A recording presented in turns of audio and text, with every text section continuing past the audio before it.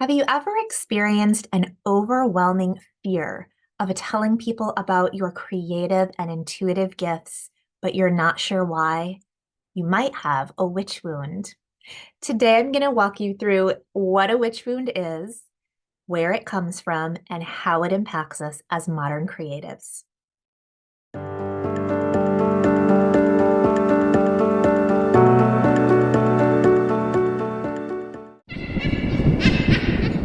Hi, friends. It's Amy Blair here from Creative Compass. Happy October.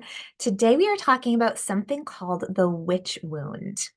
Um, in a nutshell, the witch wound is a specific type of creative block that can show up in our creative life and in other areas of our life where we feel an irrational fear that if we let people know about our artwork or our creative work, our intuitive gifts, that we are in danger.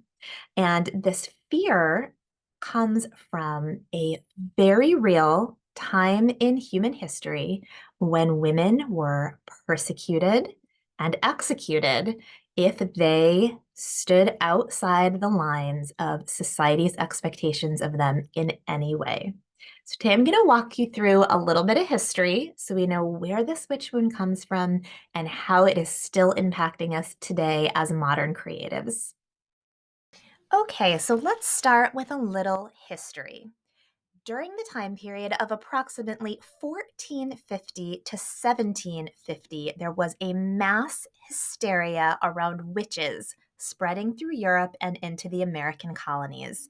It was a time of political instability, turmoil in the religious sect, as well as a second wave of the plague that was circulating around Europe.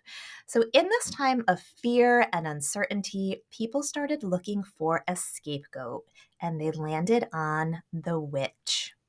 The term witch once was used to mean a wise woman or healer, but suddenly it was rebranded as something sinister and to be feared. Witches were blamed for everything from a poor crop, unusual weather, deaths, sicknesses, and other forms of misfortune.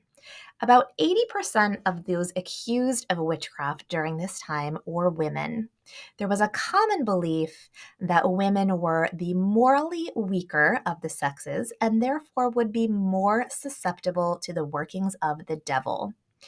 Most of those accused of witchcraft during this time were older women and those who were on the margins of society, widows, foreigners, the poor, and anyone who was different from their neighbors.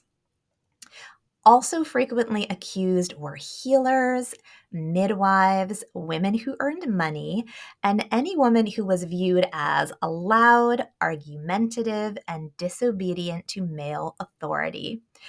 Accusations of witchcraft were often made out of simple jealousy, spite, retaliation, and women were encouraged to mistrust one another as they accused their neighbors of witchcraft to avoid being accused themselves.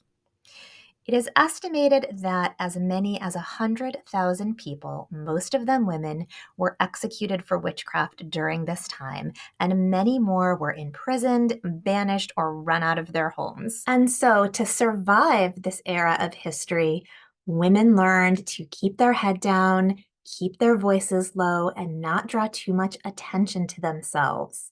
They then modeled that behavior to their children and to the next generation of women. And so, even today, centuries removed from this time in history, we still have this unconscious fear that we have learned one generation at a time that if we are too big, too powerful, too loud, too different, too wacky, too weird, that our life might actually be in danger.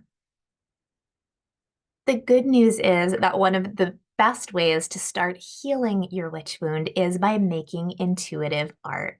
If you've never tried making intuitive art, please click on this video and I'll walk you through a simple process for beginners. Thank you all for watching today. I hope you learned a little bit. that may support you on your creative journey. If you enjoyed this video and you'd like to see more like it, please remember to like and subscribe to this channel. Click the bell to get notifications when new content comes out. Happy October, everybody, and happy art making. I'll see you soon. Bye-bye.